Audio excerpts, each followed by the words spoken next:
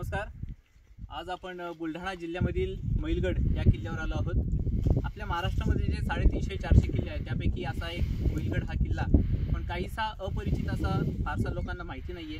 असा किल्ला महाराष्ट्र आणि मध्य प्रदेशच्या सरहद्दीवरती येतो। म्हणजे इथून आपण सहसा काही किलोमीटर पुढे गेलो, 5-10 किलोमीटरवरती मध्य प्रदेशची सरहद सुरू होते।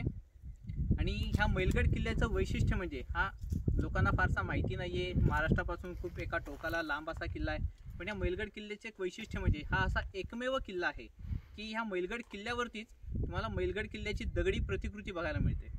असं म्हणतात की आधीच्या काळी म्हणजे जेव्हा शिवकालामध्ये किंवा शिवकालाच्या पूर्वी देखील जेव्हा कोणतीही ऐतिहासिक वास्तू बांधली जायची, निर्माण करण्याचा जेव्हा प्लॅन केला जायचा तेव्हा आधी त्याची प्रतिकृती केली जायची।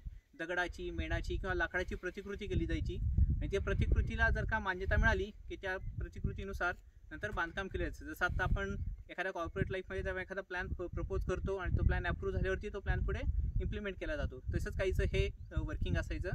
आणि महाराष्ट्रामध्ये असणाऱ्या 350-400 किल्ल्यांपैकी मैलगड हा असा एकमेव किल्ला आहे की ह्या किल्ल्यावरती तुम्हाला मैलगड किल्ल्याची दगडी प्रतिकृती बघायला मिळते।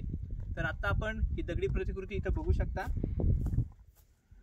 थोडं जवळ येऊन जर का आपण बघितलं तर इथे तुम्हाला दिसून येईल की मैलगड किल्ल्याची खरी चढण जिथून सुरू होते तो इथून असलेला हा पायऱ्यांचा मार्ग, हा वळणदार पायऱ्यांचा मार्ग इथून आला। हे किल्ल्याचं पहिलं प्रवेशद्वार हे तुम्हाला इथे दिसून येईल। त्या प्रवेशद्वाराच्या इथे देखील ह्या दगडावरती देखील छोट्या छोट्या पायऱ्या कोरल्यात, हे देखील तुम्हाला इथे दिसून येईल। या पायऱ्या चढून आपण वरती गेलो की वळसा मारून इथे किल्ल्याचं दुसरं प्रवेशद्वार, इथे असलेल्या पाण्याच्या टाक्या, ह्याला आपण किल्ल्याचा बालेकिल्ला म्हणू शकतो। या किल्ल्याचं जे पहिलं प्रवेशद्वार आहे त्या पहिल्या प्रवेशद्वारापाशी जे प्रवासी, जे कोणी त्या काळचे रहिवासी, नागरिक, सैनिक वगैरे येतील त्यांना इथे थोडा विश्राम करण्यासाठी, त्यांची तहान भागवण्यासाठी इथे पाण्याचं टाकं देखील खोदलेलं आहे। इथे देखील 2 पाण्याच्या टाक्या तुम्हाला इथे खोदलेल्या दिसतील बालेकिल्ल्याच्या खाली। आणि हा वरती असलेला किल्ल्याचा बालेकिल्ला, या बालेकिल्ल्याचा भाग, आणि बालेकिल्ल्यातून खाली उतरायला इथून पायऱ्या कोरलेल्या दिसून येतात। आणि हा किल्ल्याचा मुख्य बुरुज, सध्या आपण या बुरुजाच्या मागे इथे आहोत। आणि जर का तुम्ही कधी या प्रांतामध्ये कधी भटकंतीला आलात तर हीच विनंती आहे की हा मैलगड किल्ला नक्की बघा। आणि या मैलगड किल्ल्यावरती असणारी ही दुर्मिळ अशी एक म्हणजे खासियत आहे या किल्ल्याची, तुम्हाला संपूर्ण महाराष्ट्रात कुठेही बघायला मिळणार नाही।